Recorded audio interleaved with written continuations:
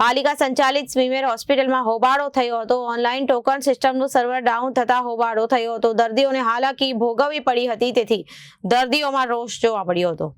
પાલિકા સંચાલિત સ્વીમેર હોસ્પિટલમાં હોબાળો થયો હતો। ઓનલાઈન ટોકન સિસ્ટમનું સર્વર ડાઉન થતા હોબાળો થયો હતો। દર્દીઓના હાલાકી ભોગવવી પડી હતી। કેસ પેપર નહીં નીકળતા દર્દીઓમાં રોષ જોવા મળ્યો હતો। મોટી સંખ્યામાં દર્દીઓએ હોબાળો મચાવ્યો હતો અને ટેકનિકલ ખામીના કારણે સર્વર ડાઉન હોવાનો તંત્રનો બચાવ જવાબ સામે આવ્યો છે। સુરેશભાઈ કલાલ। यहाँ तकलीफ यहाँ है कि પેલા સર્વર ડાઉન છે કે ભાઈ બેસી જાઓ બહાર આટલા કલાક સુધી બેઠેલા ને પછી ક્યારે ભાઈ બંને તકલીફ વધારે છે તો પેલા બેસીને શું કરવાના? તો પેલો કર્મચારી કે તમારે પ્રાઇવેટ હોસ્પિટલ વ્યા જાઓ છો કે यहाँ શું કરવા આવ્યા? और ज़्यादा तकलीफ હોય તો કર્મચારી ઓફિસમાં વ્યા જાઓ।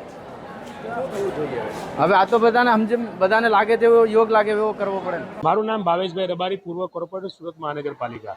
સુરત મહાનગરપાલિકાની સ્વીમેર હોસ્પિટલની અંદર આજે સર્વર ડાઉન હોવાથી 9 થી 11 દરમિયાન અનેક એવા ગરીબ દર્દીઓ અહીં આવેલા હતા, પરંતુ સર્વર ડાઉન હોવાના કારણે એ લોકોને બેસાડી દેવામાં આવ્યા અને ત્યાં સુધી ઓપીડીમાં મોકલવામાં ન આવ્યા। આ ખૂબ જ દુઃખની બાબત છે।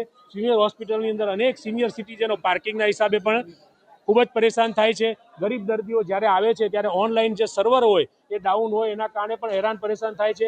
2 કલાક સુધી જ્યારે ગરીબ દર્દીઓને ઓપીડીમાં મોકલવામાં ન આવતા આજે રોજિંદા ધંધા માટે પોતાનો ટાઈમ કાઢી અને રોજનું કમાનાર ગરીબ દર્દીઓ જ્યારે આવતા હોય છે ત્યારે 2 કલાક સુધી આવા સર્વર ડાઉન હોવાના કારણે જે બેસાડીને દર્દીઓને હેરાન પરેશાન થયા છે તેની સામે કોઈ પણ જવાબદાર અધિકારી પણ અહીંયા હાજર નહોતો, એ ખૂબ દુઃખની બાબત છે।